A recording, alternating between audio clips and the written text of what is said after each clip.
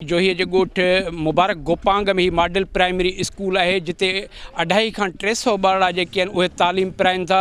पर ॻोठ जे आशिक गोपांग पारां हिन स्कूल जे मेन गेट के ताला हणी स्कूल बंदि करण सबबि शागिर्द तोड़े उस्ताद सख़्तु परेशान आहिनि। शागिर्दनि पारां एहतजाजी मुज़ाहिरो करे स्कूल जे मुख्य गेट वटि धरणो हयो आहे।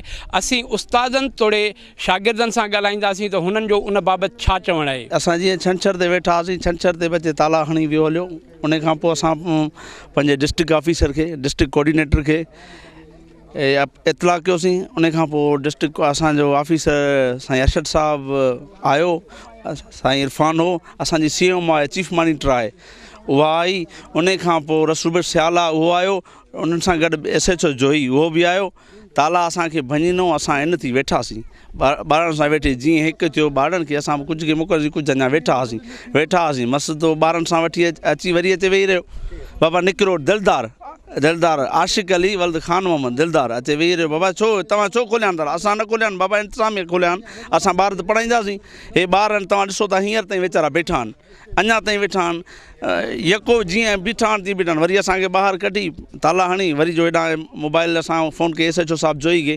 SHO साहिबु जोई पहुतो आहे त हींअर पाण आहे कोन। सुबुह बि तव्हां पहिरीं रिपोर्टिंग करे विया आहियो।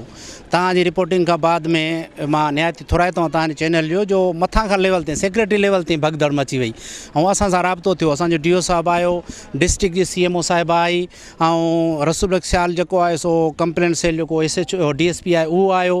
हीअ तव्हांजे अॻियां मोबाइल आहे, इहो बि हाणे 15-20 मिंट अॻु में रवाना थी आहे। पाण बि इन्हनि तालो टोड़ायो, असांखे क्लास खोलाइणो, असां वेठासीं। स्कूल टाइम खां 10 मिंट अॻु में उहो साॻियो ई ॻोठाणो आयो। उहो अची ऐं विच ग्राउंड ते बीह करे ऐं हिकिड़ो बाक़ाइदे नाना पाटेकर टाइप एक्शन हणणु लॻो ऐं पंहिंजा ॿारड़ा वठी मजबूरन सां निकितासीं। चई बाबा DO केरु थींदो आहे, SHO केरु थींदो आहे, हुनजे बाबे जी प्रॉपर्टी आहे, मुंहिंजी बाबे जी प्रॉपर्टी आहे, मां पाण साड़ींदुसि, मां हीअं बचड़ा वठी बीह। असां मजबूरन ॿाहिरि निकिरी आयासीं। असांजा ॿारड़ा था पढ़नि पर हुनजी ख़बर न आहे दिमाग़ कहिड़ो कमु थो करे। अञा उनखे ॾिसो न, हुजे पंहिंजी ज़ाती शइ त जहिड़ो बि थिए, पर हाणे गवर्नमेंट जी असां जहिड़ो करणु नथा चाहियूं। क़ानूनी तौरु हुनखे जेकॾहिं का बि फैसिलिटी मिले थी असां उन में राज़ी आहियूं। ईअं न आहे त न बाबा ॿियो बि करे थो, हे करे ॻोठ जो आहे फैसिलिटी, पर उहो बि गवर्नमेंट कंदी, ऑफिसर कंदा, मास्तर या असां ॻोठाणा नथा करे सघूं।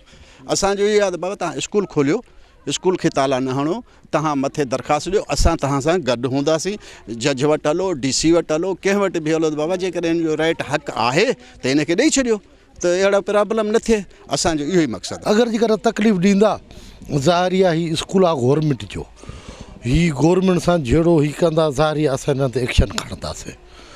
जहिड़ो बि एक्शन खणो पियो असां खणंदासीं। असां स्कूल खे इंशाल्लाह खोलाए रखंदासीं, इंशाल्लाह बच्चा पढ़ंदा। हुनजो मक़सदु इहो आहे त मुंहिंजी माना प्लाट आहे, ज़मीन आहे, जीअं मूंखे बि पंहिंजो हक़ु ॾिनो वञे, चौकीदारी का पटेवाली ॾिनी वञे, जो असां पंहिंजो प्लाट ॾिनो। जेको हुननि जूं ॿुधियूं ॻाल्हियूं, अञा पाण मालिक न मिलियो आहे पर ॿुधियूं ॻाल्हियूं, ते हूंदे बि असांजे वॾे भाउ खे चयो आहे उहो ईंदो, हुन सां वेही करे टांकंदासीं, ॻाल्हाईंदासीं, अलाह कंदो त स्कूल खुलियल रहंदो। अहिड़ी जेकर आहे बि हक़ीक़त त हुननि खे असां अॻिते हुन जे ऑफिसरनि वटि परसू कंदासीं। जीअं DO साहिबु आहे असांजे तइलीम जो, हुन वटि कंदासीं, DC साहिबु वटि कंदासीं, असां सेशन जज साहिबु ॾे हुनखे परसू कंदासीं त बाबा तोखे जेको हक़ु घुरिणो आहे त तूं पंहिंजे राइट वे में घुर।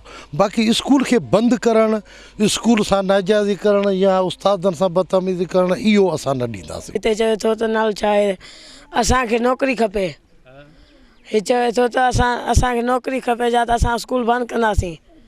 नल छा आहे, असां नंढड़ा ॿार आहिनि, पढ़नि था, हुनजा पीउ माउ अचनि था, नल छा आहे त स्कूल चवनि था बंदि कराईंदासीं।